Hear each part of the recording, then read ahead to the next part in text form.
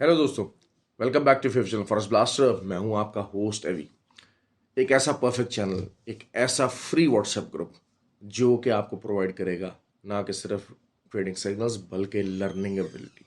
Learn learn learn, that is how you should always trade.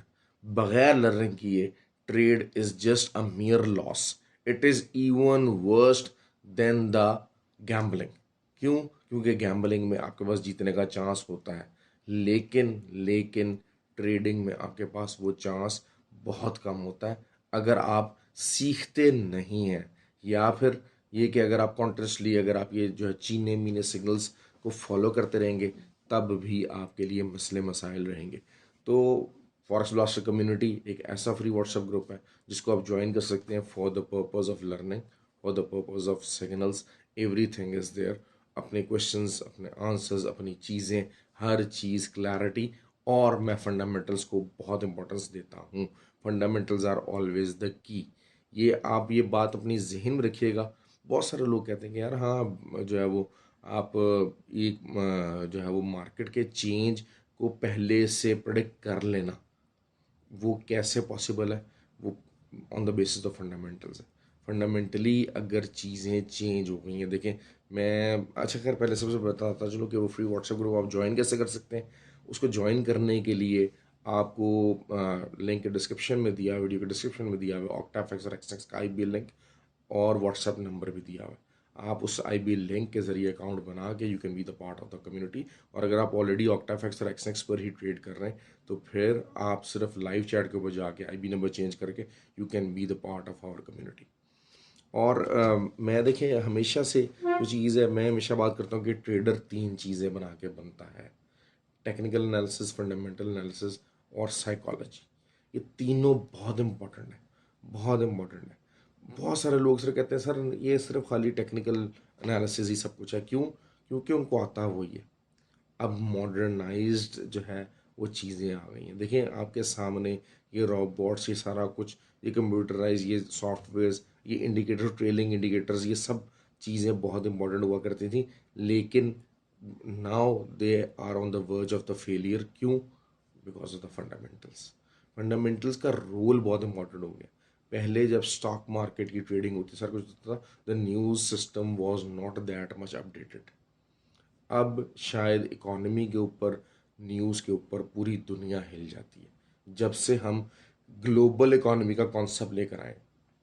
एक global economy के एक मुल्क के अंदर होने वाले हालात पूरी दुनिया पे इम्पैक्ट डालते हैं। दुनिया के कोने में होने वाले हालात पूरी दुनिया पे इम्पैक्ट डालते हैं। अमेरिका के ऊपर आई हुई जॉब्स नंबर्स पूरी दुनिया को इम्पैक्ट करती है। तब से fundamentals are very very important. ये जो ओल्ड स्कूल थॉट है ना कि आप ये बस इंडिकेटर्स कर लें, ये कर लें, वो कर लें, इस चीज़ को समझ लें, इससे आपको ऊपर आना पड़ेगा। अपने आप को एक बेहतर ट्रेडर बनाने के लिए, अपने आप को एक बेहतर लर्नड फॉर्म में लेकर आने के लिए आपको ये चीज़ें सीखनी पड़ेंगी। इनके बगैर गुजारा नहीं है। ठीक हो गया जी। तो बात करते हैं कि जी जो है वो नेक्स्ट वीक स्टार्ट होने जा रहा है। इस वीक के अंदर बहुत इंपॉर्टेंट न्यूज़ है। क्यों? क्योंकि सीपीआई नंबर्स और पीपीआई नंबर्स हैं। और क्या फेडरल रिज़र्व को मज़ीद इंटरेस्ट रेट इंक्रीज़ करने की ज़रूरत है, ये फ़ैसला ये वीक करेगा। बहरहाल क्लियरली क्लियरली हम चाहे यूरोप हो, चाहे यूके हो, चाहे अमेरिका हो, उस एक major phase, expected major phase के अंदर दाखिल हो गए जिसके अंदर ये कहा जा रहा है कि अब शायद अगले 6-7 महीने इंटरेस्ट रेट इंक्रीज़ करने की ज़रूरत ना पड़े, कम से कम। अब असल चीज़ ये है कि इस इंटरेस्ट रेट को अनचेंज्ड फेडरल रिज़र्व ने कितना अरसा रखना है, कितना लॉन्गर टाइम रखना है, तो वो मूवमेंट डिफाइन करेगा गोल्ड की और दूसरी करेंसीज की, पेयर्स की। अच्छा, एक साहब थे, उन्होंने मुझसे जो है बड़ा फ़नी किस्म का कमेंट किया। उन्होंने कहा कि जी आप कह रहे हैं कि जी DXY भी स्ट्रांग होगा, गोल्ड भी स्ट्रांग होगा, और जो है वो USD JPY वीक होगा, तो ये आप कैसे कह रहे हैं? और अच्छा देखिए, उसके लिए ना थोड़ा सा वो कॉन्सेप्ट समझना पड़ेगा। चीज़ों का कॉन्सेप्ट हमारे पास नहीं है। हम लोग वही बात है ना, ओल्ड स्कूल है ना, लाइंस लगाई, इधर लाइन से इंडिकेटर ये है, ये है, वो है, ये चीज़ें आती हैं। These are the simple basic चीज़ें। आपको थोड़ा सा अहेड सोचना पड़ता है। फंडामेंटल्स को भी कैरी कैसे करना, उसके इम्पैक्ट को मैयर कैसे करना है, वो भी सोचना पड़ता है। देखिए DXY है, उसके अंदर मेजर पेयर जिनका ज़्यादा इम्पैक्ट है वो क्या है, वो यूरो है, वो आपका जो है वो पाउंड है, यूके पाउंड है, आपका स्विस फ्रैंक है, आपका येन है। ये सब चीज़ें मिला के DXY की स्ट्रेंथ बन रही है, ठीक हो गया। और उसमें शायद मेजरली आप जो है अगेंस्ट जो है वो यूरो और जो है वो उसको कर लीजिए GBP को, ये दो के ख़िलाफ़ आपका मेजर है। ये दो वीक होते हैं तो DXY स्ट्रेंथ पकड़ता है, ये दो स्ट्रेंथ पकड़ते हैं तो DXY वीक होता है। मेजरली इन दोनों के ऊपर रिलाई करता है। अब जो JPY है उसका बहुत पोर्शंस का छोटा है, तो क्योंकि अगर आप पॉलिसी वाइज देखते हैं, अच्छा दूसरा भी ये कि रिसेशन के अंदर क्या होता है, मैं बार बार आपको बड़ा डिटेल कॉन्सेप्ट बताना चाह रहा हूँ। रिसेशन के अंदर क्या होता है कि what makes the recession, recession में लोग जो सेफ इन्वेस्टमेंट्स होती हैं ना उसकी तरफ मूव ऑन करते हैं। देखिए रिसेशन के अंदर प्रॉपर्टी की कीमत भी डाउन होगी, स्टॉक्स शेयर्स की कीमत भी डाउन होगी, ये भी एक्सपेक्टेड। अभी रिसेशन आया नहीं है, अभी रिसेशन आया नहीं है। अब जो आगे फंडामेंटली जो मार्केट चलेगी, recession will be the key over there. Recession को हम बार बार मैयर कर रहे होंगे कि चाहे रिसेशन आ गया कि नहीं आ गया। इस फेज़ के अंदर अब देखिए हाउसिंग सेक्टर जो है वो रिसेशन शो कर रहा है इस टाइम पर। हाउसिंग सेक्टर कनाडा के अंदर होगा और अमेरिका के अंदर, कनाडा के अंदर तो बहुत ज़्यादा रिसेशन शो कर रहा है, यूके के अंदर बहुत ज़्यादा रिसेशन शो कर रहा है। अब हाउसिंग सेक्टर के ऊपर बैंकिंग सेक्टर काफ़ी ज़्यादा रिलाई करता है। बाहर के ममालिक के अंदर housing sector, housing startups, building permits ये बहुत ज़्यादा करते हैं, तो ये रिसेशन शो कर रहा है। उसके बाद आ जाता है आपका रिटेल सेल्स नंबर, एक्सपोर्ट्स और सारा कुछ, ये चीज़ें फिर आपका GBP जो GDP है, ये सब कुछ मिला के एक रिसेशन की पिक्चर निकलती है। तो अभी तक सेल्स हो गई, एक्सपोर्ट्स हो गया, GDP हो गया, इस नंबर में स्ट्रॉन्ग है, लेकिन हाउसिंग के ऊपर रिसेशन के इम्पैक्ट आ गए। तो बैक टू अ टॉपिक के जी क्या होगा, प्रॉपर्टी की कीमत डाउन होगी। जो इन्वेस्टर्स हैं, एक पर्टिकुलर सेट ऑफ इन्वेस्टर्स हैं जो कि प्रॉपर्टी के अंदर इन्वेस्ट करना चाहते हैं, वो इन्वेस्टमेंट रोक लेंगे। वो रोकेंगे तो किस फॉर्म में पैसा रखेंगे, इधर गोल्ड या इधर डॉलर, सिंपल इज दैट। तो डॉलर की डिमांड बढ़ेगी। आपका जो मेजर बिजनेसेस हैं, आपके जो नैस्डैक हो गया, नैस्डैक के अंदर या डाउ जोन्स के अंदर ये जो इन्वेस्टमेंट्स होती हैं, सारा कुछ होता है, तो उसमें क्या है कि स्टॉक्स की जब वैल्यूज़ कम होना शुरू हो जाएंगी। अभी देखें, अभी मेरे ख्याल से इस मंथ का ये वाला जो क्वार्टर था, जिसके अंदर सारी आपकी टेस्ला की और आपकी अमेज़ोन की और एप्पल की, इनकी जो रिटर्न्स थे, रिटर्न वो था, वो पॉजिटिव आई है। अब बहुत सारे जो है नेगेटिव भी आना शुरू हो गई। बहुत सारी बहुत माइनर पॉजिटिव थी। हो सकता है कि जो अगला क्वार्टर होगा they will start turning up negative. अब जब नेगेटिव आएंगी तो उनके अंदर से जो इन्वेस्टमेंट है वो निकलेगी, वो कहाँ किस फॉर्म में जाएगी, वो डॉलर की फॉर्म में जाएगी। लोग या तो डॉलर रखेंगे जब स्टॉक्स मैंने ख़रीदने, क्योंकि देखिए एक है स्टॉक ट्रेडर, हम लोग हैं ट्रेडर्स हैं, हम लोग स्टॉक के ऊपर ट्रेड करनी है। एक वो है जिन्होंने पूरे स्टॉक्स खरीदने, they will keep the stocks to themselves and they are not gonna let go. Warren Buffett हो गए। अब इस तरह के बहुत सारे जो है ना वो पेनी स्टॉक्स भी हैं, एवरेज मार्केट है। आपको देखें, आपको हम मेजर कंपनीज को, स्टॉक्स को सिर्फ फोकस करते हैं। नैस्डैक है, 100 मेजर कंपनीज हैं।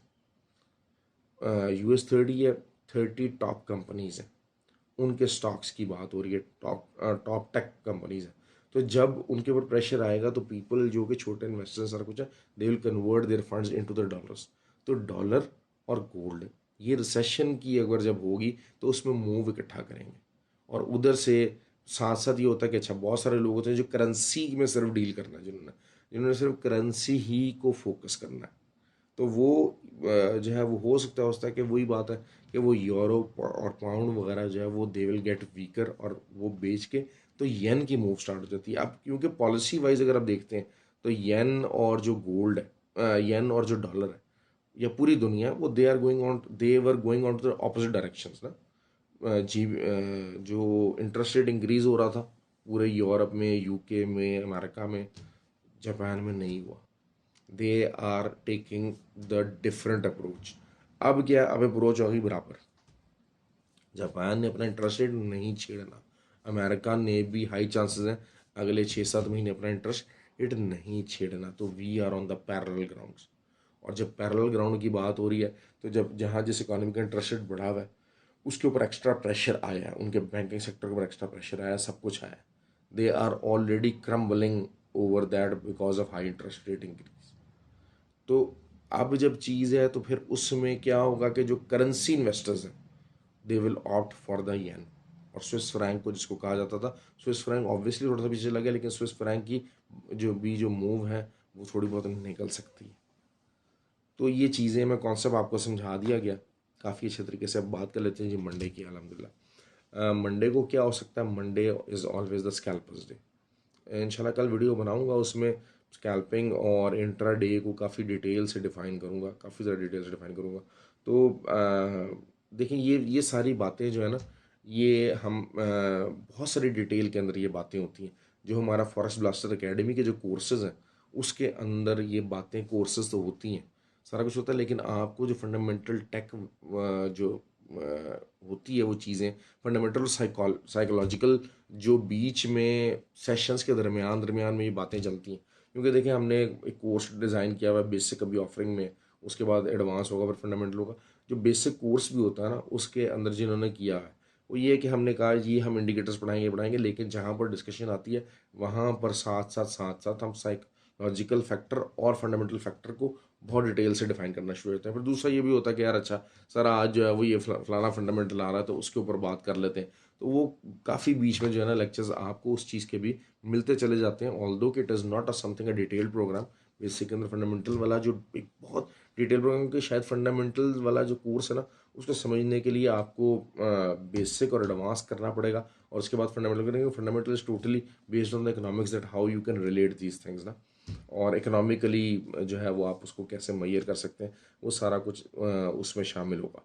तो आप 10 तारीख को जो है वो कोर्स है हमारा इसका बेसिक का, ऑनलाइन और फिज़िकल दोनों है। तो the people you can register for that. अच्छा जी बात करते हैं जी अब मार्केट की। गोल्ड से स्टार्ट कर लेते हैं। गोल्ड क्या कर सकता है। गोल्ड का 54 का लेवल है, 54 एक अच्छी रेजिस्टेंस है, ट्रेंड लाइन रेजिस्टेंस भी है। ऊपर जाता है सेलिंग कीजिएगा, साइडवेज मार्केट रहने के चांसेस हैं। Scalpers are going to enjoy hugely. पहले पहले जो एक है 48 की रेजिस्टेंस है, मतलब बेसिकली आप समझ लीजिए 48 to 54 it's a resistance market, resistance area. और उसके बाद शायद 62 टू 66 ये वाला जो एरिया है रेजिस्टेंस एरिया बनता है। तो और एक मतलब ये कि अब शायद 66 की रेजिस्टेंस एक बहुत बड़ी रेजिस्टेंस होगी। नीचे से सपोर्ट की तरफ देखते हैं तो 31 की सपोर्ट, 30 से 31 की सपोर्ट एक बहुत बड़ी सपोर्ट है। अगर यहाँ पर आपको मार्केट मिलती है तो आप लाजमी बाय कीजिएगा। लेकिन ओवरऑल मैं बता दूँ बात कि अभी शायद क्योंकि अब मार्केट थोड़ा बहुत टेक्निकल साइड के ऊपर मूव करेगी। अब टेक्निकल साइड के ऊपर यही होता है कि आप M30 के ऊपर या H4 के ऊपर जिन्होंने करनी है इंट्राडे करना है वो H4 का टाइम फ्रेम यूज़ करेंगे। उसको ले के आप अपनी जो है वो मूव्स आप अपनी ले सकते हैं। बहुत मेजर मूव मुश्किल हो जाएगी, लेकिन अगर आती भी है तो ऑन द टेक्निकल साइड आएगी। और टेक्निकल साइड में सिंपल है, मैंने आपको बार बार बताया हुआ है कि वहाँ से डब्ल्यू पैटर्न एक तगड़ा बन सकता है। अभी जितना भी छोटा बहुत पैटर्न बनेगा, अगर ऊपर की तरफ मार्केट जाती है तो आपको अच्छा सेलिंग का मौका है। क्योंकि शायद ये पूरा वीक सीपीआई नंबर्स के अलावा, सीपीआई पीपीआई नंबर्स के अलावा ये 3 दिन तो पहले आपको आपको इस मार्केट के अंदर बहुत अच्छी साइडवेज मूवमेंट मिल सकती है। उस साइड के अंदर रेंज के अंदर मार्केट मिलेगी, रेंज तोड़ती भी शायद ना नज़र आए। अच्छा ऑयल की बहुत इंपॉर्टेंट न्यूज़ है जी। Oil is something very important. Oil का डाटा जो है, क्योंकि ऑयल का क्या हुआ है कि ऑयल एक तो बुलिश क्लोजिंग हुई है, दूसरा रशिया की न्यूज़ आई है कि जी हम सितंबर में 300 के जो है वो 3 लाख बैरल की प्रोडक्शन कम करेंगे ऑन द डेली बेसिस। अच्छा अब रशिया का ये होता है कि रशिया की न्यूज़ जो है वो क्या है, उसकी ऑथेंटिसिटी उतनी नहीं होती। हाँ, और उसका इम्पैक्ट भी उतना नहीं होता, क्यों कहते कुछ है करते कुछ है। ये तो इसमें कोई ऐसी वो दो राय नहीं है। तो अब इस न्यूज़ का इम्पैक्ट क्या आता है कि थोड़ा बहुत मार्केट हल्का फुल्का गैप अप भी ओपन हो सकती है। ऐसी बात नहीं है, मार्केट हल्का फुल्का गैप अप भी हो सकती है, लेकिन फ़ौरन ही वो गैप फिल करने के लिए आएगी। मैं बार बार ये बात कर रहा हूँ कि ये जो एरियाज़ हैं, अब क्योंकि एक वीकली रेजिस्टेंस की बात करते हैं 84.5 से अगर ऊपर, क्योंकि देखें जब वो लास्ट टाइम भी जब एक बहुत बड़ा गैप अप मार्केट ओपनिंग आई थी, तब भी 84 को जो है मार्केट ब्रेकआउट नहीं कर सकी थी। ठीक हो गया। तो 84.5 से ऊपर जब तक कोई वीकली क्लोजिंग नहीं आती, तब तक ये जो 92 के लेवल्स हैं इनकी बात हो रही है, तो वो चीज़ें आ सकती हैं, लेकिन बहरहाल still it is something very very difficult. और ये एक अच्छे सेलिंग लेवल हैं जहाँ पर भी है, और इवन के 82.5 ये बहुत अच्छा सेलिंग लेवल है। यहाँ से मार्केट बड़ी दफ़ा रिजेक्ट हुई है, बड़ी रेजिस्टेंसेस में से एरिया है ये आप समझ लीजिए। चाहे वीकली की बात करते हैं, चाहे डेली की बात करते हैं, चाहे H4 की बात करते हैं, यहाँ से मार्केट बेतहाशा दफ़ा अच्छी रिजेक्शन ली है। टेक्निकल साइड के ऊपर बात कर रहा हूँ। फंडामेंटली अगर थोड़ी बहुत गैप अप ओपनिंग होती है, it is also an opportunity, it is also an opportunity कि आप सेलिंग साइड ढूंढने की कोशिश करें।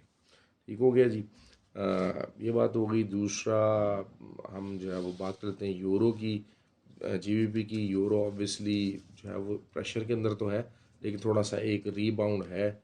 रीबाउंड से मुराद वही है कि आपकी जो रेंज है वो रहेगी, रेंज प्ले करेगा, सेलिंग प्रेशर के अंदर है यूरो। एक फ्राइडे के दिन थोड़ी सी एक रिबाउंड कैंडल बनी थी। मंडे का भी, मंडे और ट्यूसडे ये 2 दिन भी अगर कोई थोड़ा बहुत बाउंस नज़र आता है, तो फिर हम शायद आने वाली कैंडल क्योंकि साथ न्यूज़ के साथ उसको फंडामेंटली जोड़ेंगे और उसमें बाय की ढूंढने की कोशिश करेंगे। लेकिन ओवरऑल अभी तक सेलिंग फिनोमेना इज़ देयर। आपको अगर जो है वो 1.107 का एरिया मिलता है, आप ऊपर का एसल दे के सेल कीजिए। 30-40 पिप्स का, 50 पिप्स का एक एसल दीजिए। नीचे इसको आप 1.085 तक भी होल्ड कर सकते हैं। 1.095, ये तो यहाँ तक का तो 100 पिप्स का मामला चलेगा ही चलेगा, लाजमी चलेगा।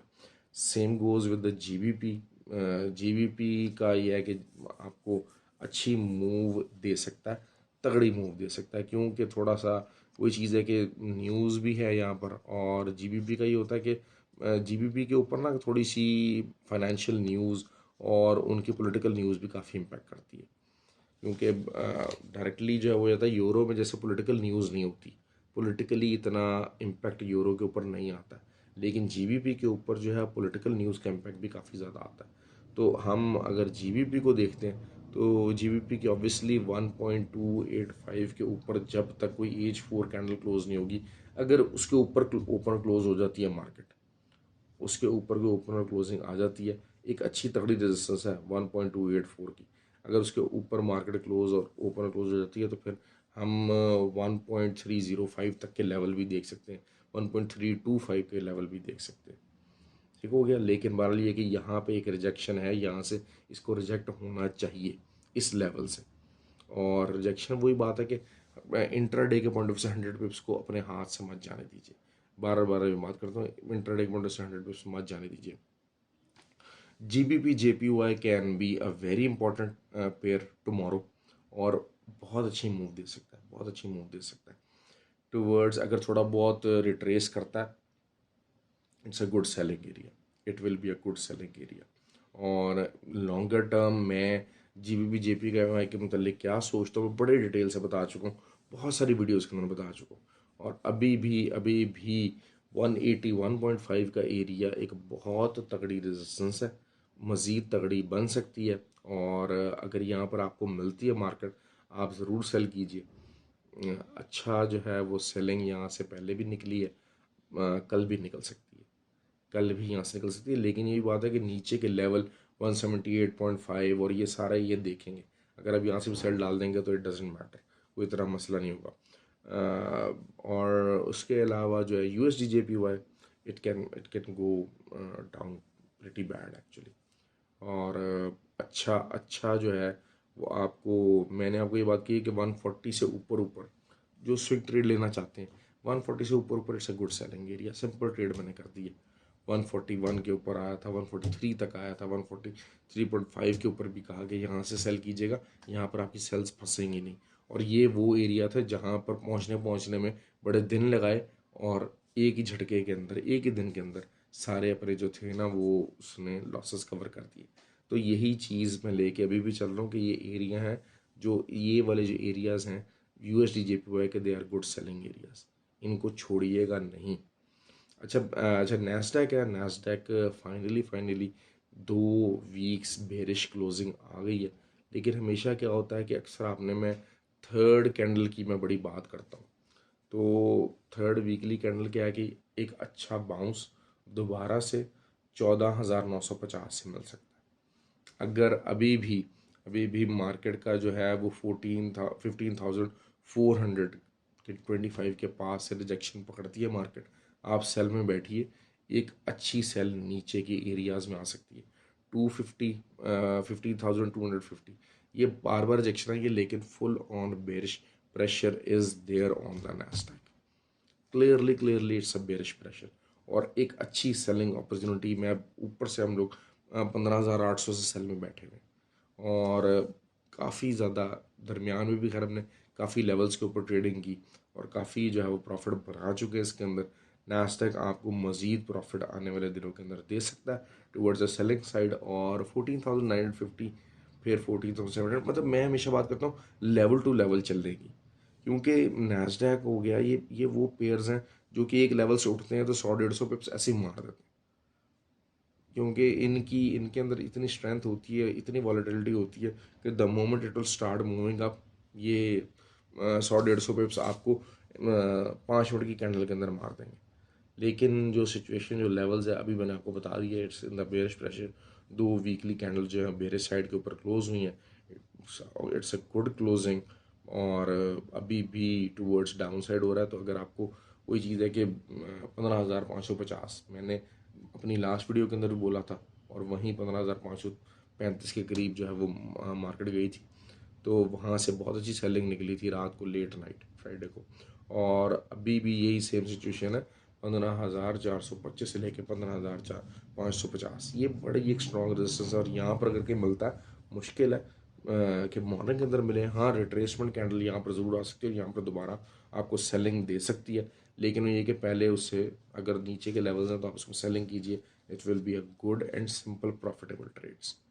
तो आने वाले दिनों के अंदर तो मैं इसको काफ़ी ज़्यादा नीचे देख रहा हूँ, क्योंकि ऑब्वियसली अगर रिसेशन की बात करते हैं, रिसेशन देखते हैं, रिसेशन तो फिर काफ़ी चीज़ें जो है ना वो डाउनवर्ड जा सकती हैं और काफ़ी बैड एम्प्लॉय आ सकता है, आना भी चाहिए। एक रिट्रेसमेंट जो जितना एक बुल ट्रेंड ने पकड़ा था, रिट्रेसमेंट ज़रूरी है। ओके जी, अपना ख्याल रखिए। तमाम चीज़ें मैंने कवर की, काफ़ी डिटेल से मैंने कवर की हैं और बहुत सारी बातें कवर की हैं। आई होप कि आपको वीडियो पसंद आए, लाइक कीजिएगा। बाकी कोई सवाल वगैरह होते हैं, किसी को क्यूरीज होती हैं, तो आप, एक तो मोटिवेशनल कमेंट्स बड़े इंपॉर्टेंट हैं, बहुत ज़्यादा इंपॉर्टेंट है। आई फील गुड कि हाँ जनाब ठीक है, आई एम डूइंग समथिंग के जो कि लोगों को फ़ायदा पहुँचा रहा है, तो ये वाली अप्रोच बहुत ज़्यादा ज़रूरी है। दूसरा ये कि अगर कोई बात, जिस तरह भाई थे उन्होंने क्लियर की, उन्होंने कहा कि भाई कहना क्या चाहते हो, गोल्ड को भी बुलिश कर रहे हो, क्योंकि हम लोग ये समझते हैं कि गोल्ड और डॉलर इकट्ठे बुलिश नहीं हो सकते, इकट्ठे मूव नहीं दे सकते, एक डायरेक्शन मूव नहीं दे सकते, जबकि बहुत सारे ऐसे दिन आए हैं, बहुत सारे ऐसे दिन आए जिसमें गोल्ड और डॉलर उन्होंने एक साइड पे मूव दिया, दोनों वीक भी हुए हैं, दोनों इकट्ठे बुलिश भी हुए हैं। क्यों? क्योंकि सबको पता है कि गोल्ड जो है वो इन्वर्सली रिलेटेड है 10 ईयर टी बॉन्ड यील्ड से। तो ये चीज़ें बहरहाल हम देखते रहते हैं, ये चीज़ें होती रहती हैं, लेकिन ये कि अब शायद आपको कुछ ही अरसे बाद, हार्डली 1 हफ्ते के बाद, आपको गोल्ड सिर्फ और सिर्फ अप ट्रेंड में बाइंग साइड पे देखना पड़ेगा। लेकिन अभी वो अपनी जो नीचे की रिट्रेसमेंट है वो थोड़ी सी अगर कंप्लीट कर लेता है, एक लेग, एक इसका जो विक है वो नीचे की तरफ जाना चाहिए, और उसके बाद फिर आपने गोल्ड को बाय ही करना है, फिर आपने सेलिंग की तरफ ध्यान नहीं देना। ओके जी, ख्याल रखें अपना। और जो लॉन्ग टर्म जो गोल्ड को बाय करना चाहते हैं, यहाँ पर भी ये एरिया बुरा एरिया नहीं है for long term buying for the gold. Okay जी, ख्याल रखें अपना। Have a good day.